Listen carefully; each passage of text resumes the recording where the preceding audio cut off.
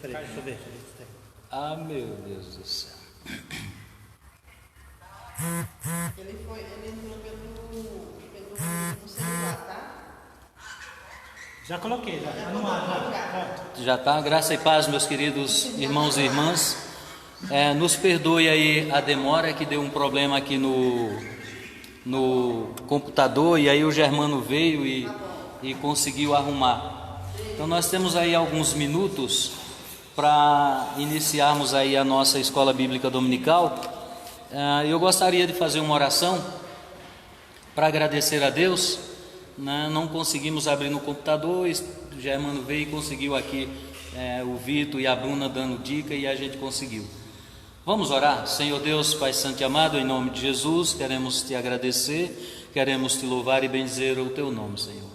Pai, tudo que tem acontecido, Senhor, é para honra e glória e louvor do teu nome. Pai, em nome de Jesus, amém. Bom, meus queridos, hoje e queridas, nós vamos falar sobre os atributos de Deus.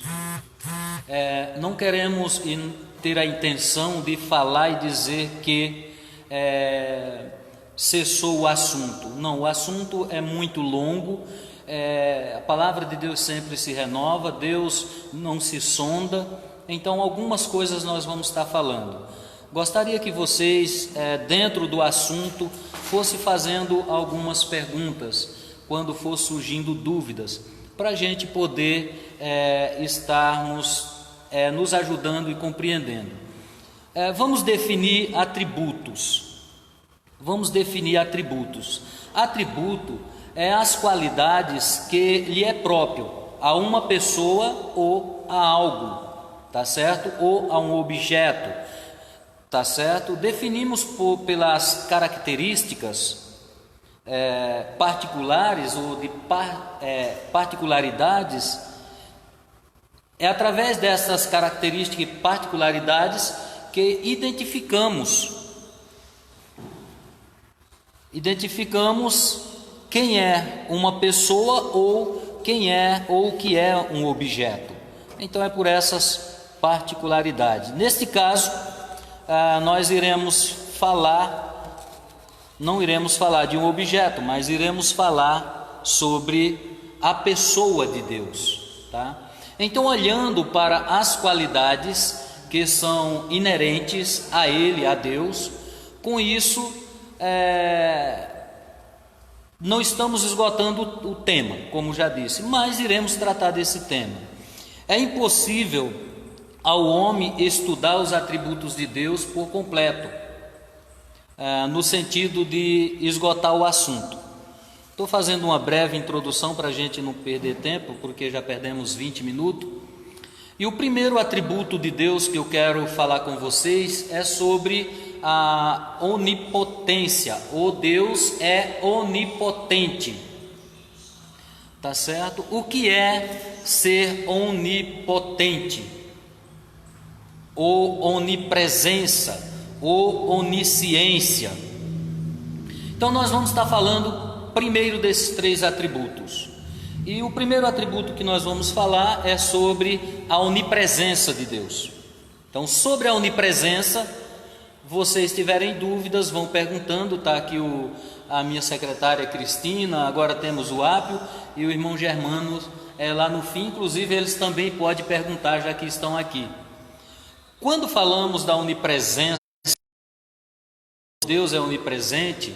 Quando falamos dessa onipresença de Deus, não estamos dizendo que Deus enche o espaço, tá certo?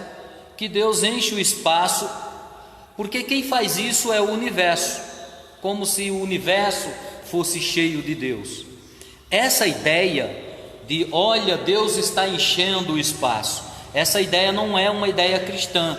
Essa ideia, ela é materialista, pois no materialismo você só sabe algo que existe porque existe uma matéria. Torna-se uma redundância, né? Os filósofos materialistas, eles sustentam que a única coisa da qual se pode afirmar é aquela que existe. Tá certo? Então, por outro lado, a onipresença de Deus não quer dizer que Ele esteja em tudo. Isso é panteísta, tá? Essa ideia é uma ideia panteísta, não é uma ideia cristã. Por exemplo, as pessoas olham para uma árvore e diz: Deus está na árvore. Olha, Deus está naquela pedra magnífica. Não. Obrigado, meu querido. A ideia, ela é diferente.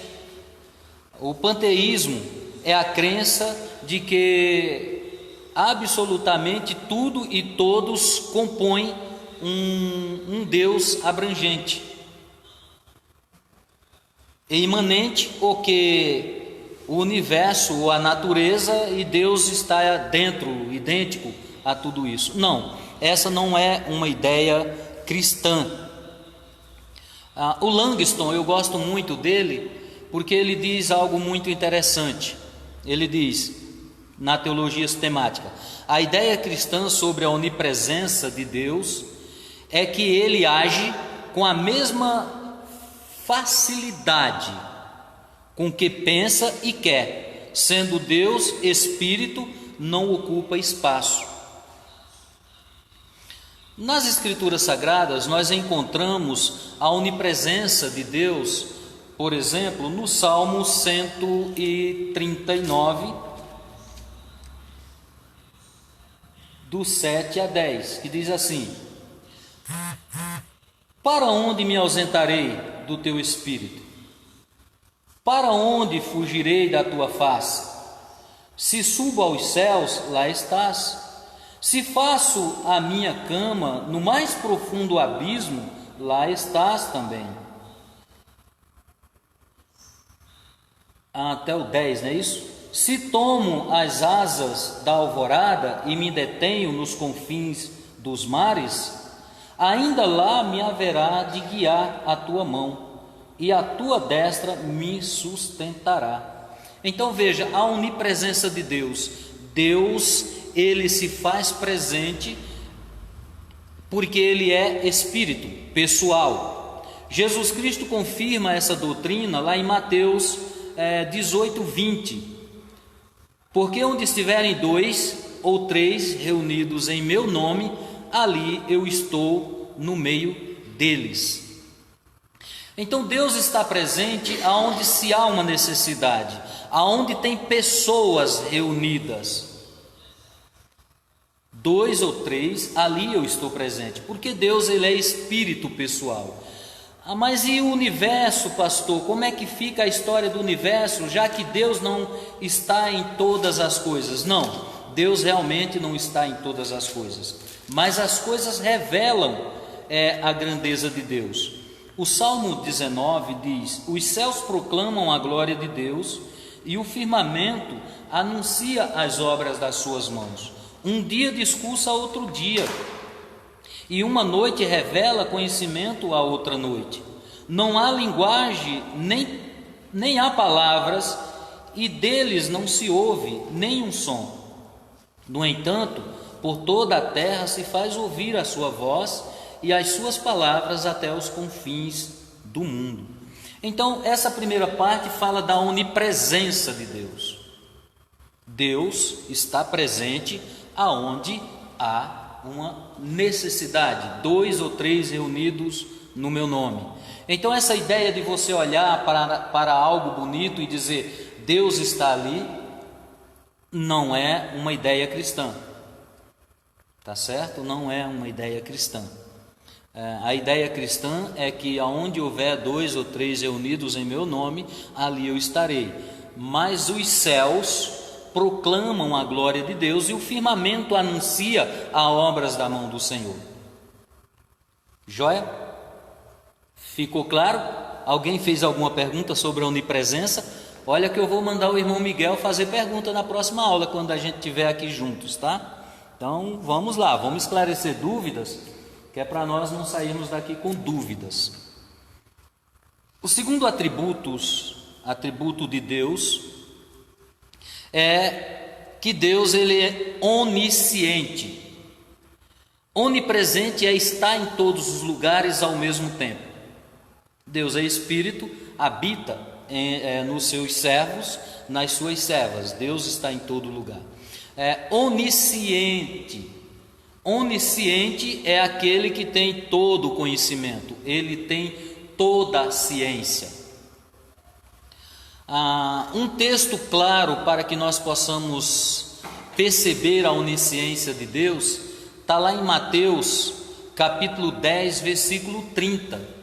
Mateus 10, versículo 30. E quanto a vós outros, até os cabelos todos da cabeça estão contados. Veja, não é que Deus está preocupado com os cabelos da nossa cabeça. É por causa do conhecimento de Deus. Deus conhece todas as coisas, sabe todas as coisas. Tá certo? O que aprendo com este versículo quando eu leio Mateus 10, 30? O que aprendo? É que na onisciência de Deus, o cuidado de Deus para com o ser humano. Tá certo? Na onisciência de Deus, ele tem um cuidado para o ser humano. Hoje eu recebi de uma irmã que está na Bahia algo muito interessante. Ela me mandou um vídeo e o camarada diz assim, que aquilo que eu peço a Deus e Ele não me dá, é porque Ele sabe o que vai acontecer, e Ele não me dá porque Ele sabe que eu posso me desviar, então Ele não me concede. Isso se chama onisciência. Tá certo? Deus tem o conhecimento de todas as coisas. Quando você fala de onisciência, você vai lá para Mateus 6, versículo 8. Quando você vai ler lá, vai estar escrito o seguinte: não vos assemelheis, pois, a eles, aos outros, porque Deus, o vosso Pai, sabe do que tendes necessidades antes que lhe peçais. Então veja, Deus sabe o que nós queremos, Deus sabe o que nós desejamos. Tá, mas por que nós temos que pedir? Nós não somos filhos? O filho não pede as coisas ao pai, e o pai lhes concede de conformidade com aquilo que o pai vê que é bom, porque o pai sabe o que irá acontecer se ele receber ou der determinadas coisas. Então isso se chama onisciência de Deus. Isso fala do conhecimento de Deus, que Ele tem conhecimento do antes e do depois. Tá certo? Porque Deus é vosso Pai e Deus sabe o que pode acontecer e Deus sabe das nossas necessidades. Mas o texto diz que nós precisamos pedir. Pedir ao Pai. Não pode haver segredo. Aliás, Deus não pode ser pego de surpresa, ou não pode haver segredo, porque se Deus ele é onisciente, Ele mesmo sendo o Criador de todas as coisas, como pode haver segredo ou ser pego de surpresa por algo que Ele mesmo é o Criador de tudo? Não pode. Então veja, na onipresença de Deus, você vê Deus presente nas pessoas, nas pessoas que recebem Jesus como Senhor e Salvador, não nos objetos. Deus não está no mundo. Olha, inclusive o céu está bonito. Olha, Deus está no universo. Não. Quem enche o universo é o próprio universo. Isso revela a criação de Deus. Na onisciência, Deus tem todo o conhecimento. Eu quero ver um texto, deixa eu ver logo se eu estou certo, Romanos 11. Eu gostaria de ler um versículos aqui, Romanos 11, que fala da onisciência, do cuidado de Deus. Quer ver? Deixa eu ver se é isso mesmo. Romanos 11, 33. Esse 33 ao 36 vai falar da sabedoria. tá certo? E dos desígnios de Deus. Então diz assim: ó profundidade da riqueza, tanto da sabedoria como do conhecimento de Deus. Quão insondáveis são os seus juízos e quão inescrutáveis os seus caminhos. Quem, pois, conheceu a mente do Senhor? Ou quem foi o seu conselheiro? Ou quem primeiro deu a ele para que ele venha a ser restituído? Porque dele e por meio dele e para ele são todas as coisas. A ele, pois, a glória eternamente. Amém. Isso é onisciência. Isso é um conhecimento acima de qualquer conhecimento terreno. Sobre onisciência, sobre onipresença, está tudo tranquilo, ninguém tem dúvidas, né? Nem os que estão aqui. Ótimo, excelente. Vão fazendo antes que a gente termine a aula, porque depois nós não podemos responder acima do horário, né? Senão fica também cansativo. Vamos lá. Onipotente. Então nós falamos da onipresença. Deus está presente porque Ele é espírito pessoal, Ele é perfeitamente bom, Ele age da mesma forma que Ele pensa e como Ele quer. Falamos da onisciência, Deus tem todo o conhecimento. E agora Deus é onipotente. O que é onipotente? É aquele que tem todo o poder. A Bíblia diz, olha, incrível, agora o computador desligou, não o celular, está esquisito. Vamos lá, Deus é todo poderoso, a Bíblia trata Deus como todo poderoso. E não há nenhum poder maior do que o de Deus. Ele é absoluto, não há nada impossível para Deus. Se houvesse algo impossível, teria sido criado por Ele mesmo. Mas como Ele não pode ser tentado ou tentador, não há nada maior do que o poder de Deus. Não há nada maior do que o conhecimento de Deus. Não há nada que esteja em todos os lugares ao mesmo tempo. Tá certo? Então, na onipotência de Deus, Lucas capítulo 1, versículo 37, Jesus falando, ele diz: porque para Deus não haverá impossível em todas as suas promessas. Então nada é impossível para Deus. Aquilo que Deus diz, nada pode impedir a mão de Deus de fazer. Entende? Lá em Mateus 28, 18, um texto bem conhecido, Jesus, ele se aproxima dos seus discípulos e então Jesus falou-lhes dizendo: toda a autoridade me foi dada nos céus e na terra. Então todo o poder, Deus como Pai deu todo o poder e autoridade ao Filho. A origem do poder, a origem da ciência, a origem da presença vem de Deus. Então Deus é todo poderoso. Não há um poder maior do que o de Deus. Ele age e depois que ele age, ninguém pode impedir a mão de Deus. Em Isaías, se não me falha a memória, Jeremias, Deus falando, ele diz: olha, agindo eu, quem impedirá? Ninguém pode impedir. Tá certo? Apocalipse 19:6 está escrito o seguinte: então ouvi uma voz como de fortes trovões, dizendo: aleluia, pois reina o Senhor nosso Deus Todo-Poderoso. Eu quero mostrar para vocês alguns textos, embora não escrevi-los, mas está na Bíblia, vocês podem procurar. As pragas do Egito. As pragas do Egito, Deus ali mostra o poder dele para combater a crença em vários deuses. O Egito era politeístas, eles criam em vários deuses. Então as pragas, Ali mostra o poder absoluto de Deus. Quando Deus tira o povo do Egito, então vai chegar no deserto. De frente ao mar, Deus abre o mar. Ali mostra o poder de Deus para também com a natureza. Veja que no Egito Deus já tinha mexido com a natureza, feito acontecer algumas coisas. Agora ele abre o mar. Tá certo? Ele abre o mar.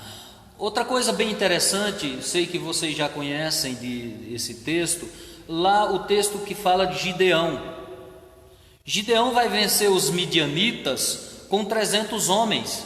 E o texto diz que eram incontáveis, que era um número incontável. Então imagine a quantidade de homens que vêm para lutar contra 300. Isso mostra o poder de Deus. Também o poder de Deus lá na criação. Tá certo? Nós vemos o poder de Deus lá na criação. Quanto à onipresença, a onisciência e a onipotência de Deus, ou eu estou ensinando bem, Germano, ou estou mal. Eu tenho uma pergunta. Pergunte, Germano. Pastor, quando fala que Deus é onisciente, como ele pode ter se arrependido em Gênesis 6,6? Se a pessoa é onisciente, ela não se arrepende, ele se entreteceu nesse caso. Ótimo. Germano está citando um texto, está fazendo uma pergunta. Se Deus é onisciente, como ele pode se arrepender? E ele citou um texto que realmente lá está escrito, Gênesis 6,6. Então se arrependeu o Senhor de ter feito o homem na terra, e isso lhe pesou no coração. Veja, Germano, o arrependimento de Deus não é como eu e você conhecemos, tá? Se eu digo que Deus se arrepende como eu, Deus deixa de ser onisciente. Deus sabia que o homem iria pecar, que o homem iria cair. Esse texto, essa explicação está quando o homem se corrompe. Tá certo? Vem a geração de Sete aqui, tá certo? A de Caim. Vamos dar destaque a essas duas, que é o que a Bíblia trata. Mas por que eu digo que Deus sabia? E o arrependimento não é como eu e você, como arrependimento de tristeza. Veja, Deus sabia que o homem iria se arrepender, que o homem iria cair, e que essa corrupção iria acontecer também em Gênesis 6, porque no capítulo 3, versículo 15, Deus diz que da mulher nasceria um que esmagaria a cabeça do tentador, da serpente. Agora, de que forma então nós podemos dizer que Deus se arrepende? Deus pode ter olhado e ter dito assim: poxa, eu agora vou destruir toda a criação que eu fiz, porque esse texto é o texto seguinte do dilúvio. Então, por causa do pecado do homem, Deus olhou e falou: agora eu tenho que destruir. Mas o arrependimento não é como eu e você, que causa tristeza, que pesa na mente, sabe? A gente fala que a minha consciência pesou, né? Não, no caso de Deus não, porque esse texto vai seguir o dilúvio.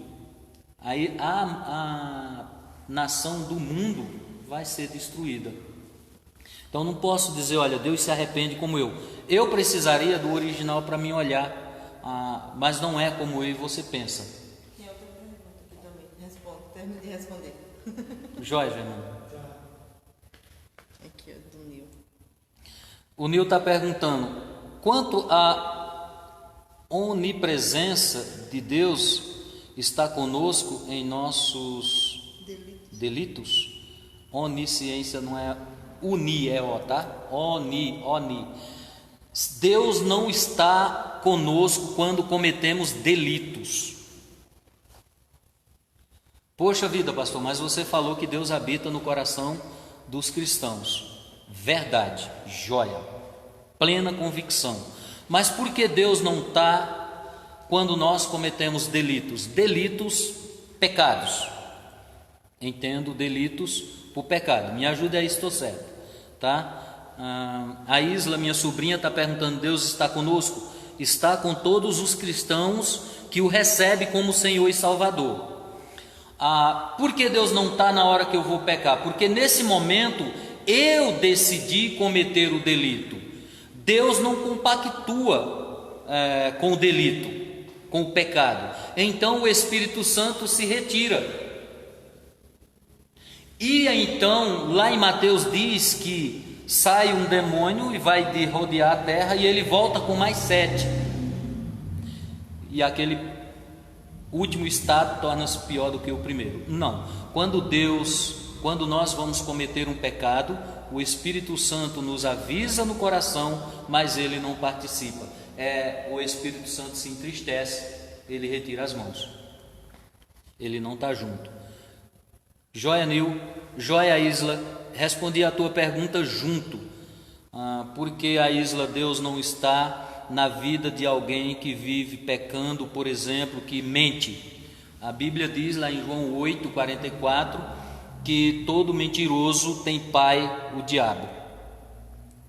Então não posso dizer que Deus está presente na hora do pecado, né? Ele está vendo. Mas por que ele não impede? Porque você escolheu fazer. E como você escolheu, ele não vai te impedir. Tá certo? Tem mais perguntas?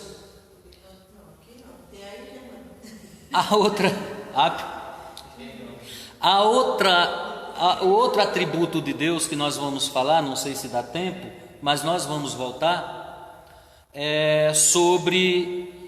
devemos saber que Deus exige santidade de nós. Então, a onipresença, a onisciência e a onipotência, elas estão juntas, interligadas. E Deus exige de nós santidade, porque Deus é santo. Sendo Deus santo, o Nil vai entender agora também a Isla, ele não compactua com a santidade, com o pecado que digo. A irmã Mônica colocou um texto. O que diz? Estamos numa escola bíblica, gente, vocês podem falar. Pode ler? Se fosse o que não quero, consinto com a lei, que é boa. Nesse caso, quem faz isso já não sou eu, mas o pecado que habita em mim. Falando do pecado, Deus não habita com o pecador. Então vamos lá. O outro atributo de Deus que eu quero falar é sobre a santidade. Deus, ele é santo, puro, então ele exige de nós santidade. Mateus 5:48 diz o seguinte: portanto, sede vós perfeito, como perfeito é o vosso Pai Celeste. E agora? Vamos criar uma doutrina, Germano, para a perfeição. Só é salvo quem é perfeito. Veja, a perfeição. Mas então o texto diz: portanto, sede vós perfeito, como perfeito é o vosso Pai. Então. Mas a gente não faz. Não, mas o texto diz para a gente ser perfeito. E se a Bíblia diz para sermos perfeitos, temos que ser perfeito. O problema é que nós buscamos uma perfeição que não existe no ser humano. A nossa perfeição está em Cristo Jesus. O que nós precisamos olhar é sermos perfeitos no sentido de nos afastar do pecado. Porque ser perfeito como Deus é impossível. Mas nós não compactuarmos com o pecado. Esse é o sentido de perfeição. Deus não compactua com o pecado. Nós também não compactuamos com o pecado. Não condenamos as pessoas, porque Deus também não condena. Entende? Então Deus quer salvar a todos. Dá uma ligadinha naquela luz lá. Deus não pode, para Deus não há, aliás, Deus não age com duas medidas, uma para Ele mesmo e outra para sua criação. Deus é santo, Ele exige santidade, que nós sejamos como Ele é santo. Quando fala de santidade, a Igreja de Cristo Santa fala de coisas simples. Primeiro, fala do corpo. O corpo é morada do Espírito Santo para aquele que o recebe como Senhor e Salvador. Então, não use o seu corpo para algo que não seja santo. Fala da moral. Deus, na sua plenitude, Ele não compactua com o pecado. A nossa mente precisa estar limpa, não pensando em coisas do mundo, coisas erradas. E ele fala da santidade ser separado. Veja que num período as nações, como nós cristãos hoje, a nação de Israel a sair do Egito, ela vai percorrer um caminho, e nesse caminho ele vai passar por nações que adoravam outros deuses. Então há somente um Deus, há somente um Senhor e uma habitação que é o corpo. Deus habita, o Espírito Santo habita em nós. Então, quando fala disso, falamos de separação. Que hora é? Senão eu vou passar das 5, das 6. 8? Falta 8 minutos. Nós vamos ter que voltar no próximo domingo falando sobre isso, tá bom? Lá em Levíticos 11:44, as leis acerca dos animais impuros, veja só o que lá está escrito: eu sou o Senhor vosso Deus, portanto, vós vos consagrareis e sereis santos, porque eu, Senhor, sou santo, e não vos contaminareis por nenhum enxame de criatura que se arrastam sobre a terra. Lá em Levítico também 19:12, a toda a congregação dos filhos de Israel, e diz-lhes: santo serei, porque o Senhor vosso Deus sou santo. A ideia de santidade para o brasileiro, para nós, é olharmos para algumas coisas, por exemplo, uma estátua, e dizermos que aquela estátua é santa, no sentido de poder. E na verdade, no original, santo é aquele que é separado do pecado para Deus. Santo então é separado do pecado para Deus. Não é que o santo tem poder. Entende? Diz que a pessoa fala assim, santo do pau, né? Lá no pessoal fala, né? Mas esse cunho desse ditado de santo do paoco, ele tem um cunho, não é santo do paoco, mas tem um cunho bíblico. Vocês vão no mato, vocês pegam uma madeira, vocês cortam, vocês fazem uma estátua, vocês pegam o resto dessa lenha, queima, no entanto vocês adoram uma madeira. Por isso santo do paoco, porque madeira oca. E a palavra de Deus fala que a gente não deve adorar outros deuses se não for o Senhor Deus, né? Então veja, quando fala de santidade, fala de ser separado, fala de separar-se do mundo, fala de você não praticar. Não é que você se tornou melhor do que as pessoas, também não é isso. Não é você agora se considerar o bam. Não, você está sujeito a cometer pecados, não esqueça. Então o que nós precisamos entender por santidade: somos separados do pecado, fomos chamados de dentro do pecado para fora. Isso é santo. Santo não é ter poder, tá certo? Não é ter poder. Então quando ele fala de santo, fala respeito a mãe e pai, fala-se afastar dos ídolos, tá certo? Os ídolos, então você veja que existem muitos ídolos hoje em dia. Não furtar, não mentir, não jurar falso testemunho ou jurar falso em nome de Deus, não oprimir, não amaldiçoar. não ser injusto, não andar com fofoqueiros. Ih, pegou. Precisamos zelar pelo corpo. O homem diante de Deus só poderia esperar condenação, mas Jesus veio, morreu por nós, nos lavou de todos os nossos pecados e pelo lavar regenerador do seu sangue nos tornou santo. Santo, separados do pecado, tá certo?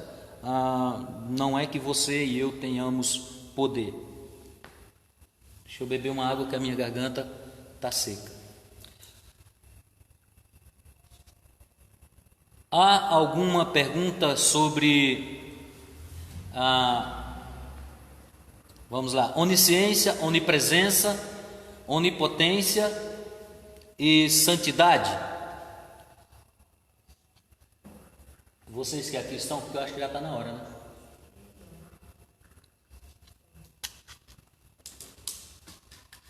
Não, né?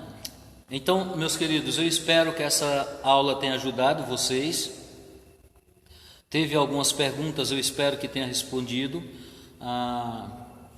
Quanto à separação, quanto Deus habitar, Deus está conosco. É muito profundo isso. Nós precisamos sermos separados do pecado, não compactuar com o pecado, mas não condenar ninguém, tá certo? Senão você não é santo. Muito pelo contrário, você se torna legislador, toma a lei na sua mão e está aplicando a lei, e só Deus pode fazer isso. A Bíblia diz que o amor cobre multidão de pecado, não é que a gente esconde o pecado, a gente cobre o pecador e não concorda com o pecado dele. Deus só habita naqueles que o receberam como Senhor e suficiente Salvador. Deus não está conosco quando vamos cometer um pecado, aí somos nós só. Deus não te livra, não te puxa na tua mão porque você escolheu fazer. Deus não se arrepende como eu e você. O arrependimento de Deus é olhar e dizer: poxa vida, tudo isso que eu criei agora se voltou contra a minha santidade e eu vou ter que destruí-los, eu vou ter que trazer um juízo sobre este povo. Então, quando eu me arrependo, veja que o meu arrependimento me causa amargura, me causa tristeza, a minha consciência pesa. Deus não. Quando ele diz que Deus se arrepende, porque Deus vai trazer sobre aquele problema um juízo, e esse juízo então não seria aquilo que Deus desejava, mas vai acontecer. Tem outro texto que eu até pensei que o Germano depois desse ia achar, que Deus não é filho do homem para que minta, nem homem para que se arrependa. Já viu, né? Então veja, se Deus não é homem para que minta, nem filho do homem para que se arrependa, embora o texto diz, o que Deus está mostrando aí é que o meu arrependimento não é como o do homem, né? E é a coisa mais simples que tem entender a Bíblia. Nos perdoe por termos começado 20 minutos depois, é que eu estava aqui sofrendo para fazer funcionar, e se não fosse o Germano, nós não teríamos conseguido dar essa aula. Amém? Aliás, o Germano, o Vitor, a Bruna, que já ligaram, né? E já começou a ajudar. O corpo de Cristo é isso aí.